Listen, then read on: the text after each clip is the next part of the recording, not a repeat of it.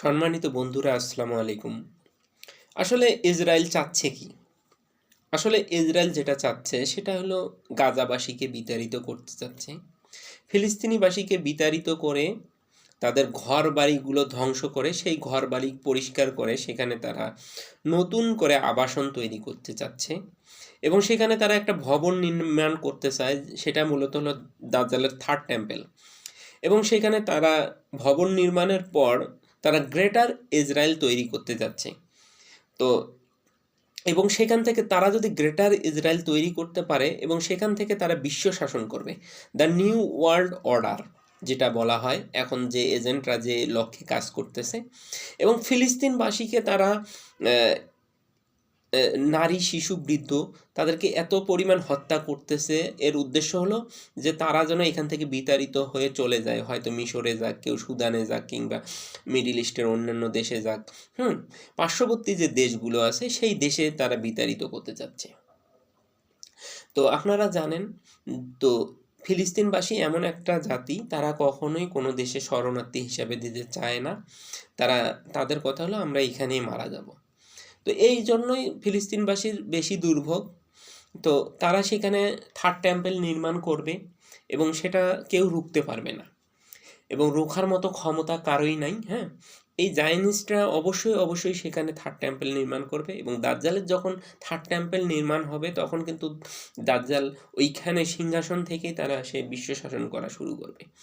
এবং আপনারা জানেন, মোহাম্মদ কাসিমের স্বপ্নে আমরা দেখেছিলাম যে তৃতীয় বিশ্বযুদ্ধের পর মুসলিমরা জয়লাভ করবে। জয়লাভ করার পর ৭ বছর গোটা বিশ্বের মধ্যে শান্তি প্রতিষ্ঠা হবে, কিন্তু পরবর্তীতে সময় হঠাৎ করে দাজ্জালের আবির্ভাব হবে এবং দাজ্জালকে সবাই দেখতে পারবে। এবং যখন দাজ্জাল আসবে তখন কিন্তু ঈসা আলাইহিসসালাম দাজ্জালকে মেরে ফেলবে, যুদ্ধ করে মেরে ফেলবে এবং দাজ্জালের বাহিনীর সাথে কিন্তু মুসলিম বাহিনীর একটা বড় ধরনের যুদ্ধ হবে। তার মানে এ থেকেই বোঝা যাচ্ছে যে ইসরায়েল যে দ্য নিউ ওয়ার্ল্ড অর্ডার যে প্রজেক্টটা আছে, এই প্রজেক্টের লক্ষ্যেই কাজ করতেছে এবং তারা দাজ্জালকে খুব দ্রুত আনতে চাচ্ছে এবং গোটা বিশ্বকে শাসন করার লক্ষ্যেই তারা কাজ করতেছে। তো ফিলিস্তিনবাসীকে তারা বিতাড়িত করে তাদের যে, আপনারা যদি দেখেন ভিডিওতে, যে যে পরিমাণ গাজা সিটি পুরাটাই ধ্বংস হয়ে গেছে, যেখানে শুধু রাবিশ আর রাবিশ, সব ময়লা হয়ে গেছে, অর্থাৎ ধ্বংসস্তূপ হয়ে গেছে। তো এটা পরিষ্কার করে তারা পুনরায় নতুন করে শহর তারা তৈরি করবে, এটাই মূলত তাদের উদ্দেশ্য।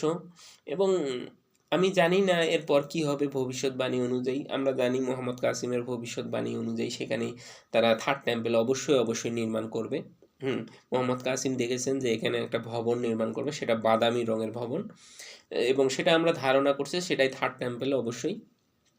এবং তারা যেটা করতে চাচ্ছে, গ্রেটার ইসরায়েল তৈরি করতে চাচ্ছে। আপনারা জানেন যে সিরিয়ার কিছু অংশ তারা দখল করছে, মিশর এবং আশেপাশে যে দেশগুলো আছে সেই দেশগুলোর কে তারা পরবর্তী সময় নিয়ন্ত্রণ নেওয়ার চেষ্টা করবে এবং গ্রেটার ইসরায়েল তৈরির লক্ষ্যে তারা কাজ করতেছে এবং তারা অলরেডি কিন্তু ম্যাপও প্রকাশ করছে। হ্যাঁ, তো এই বিষয়গুলোই মূলত তাদের উদ্দেশ্য।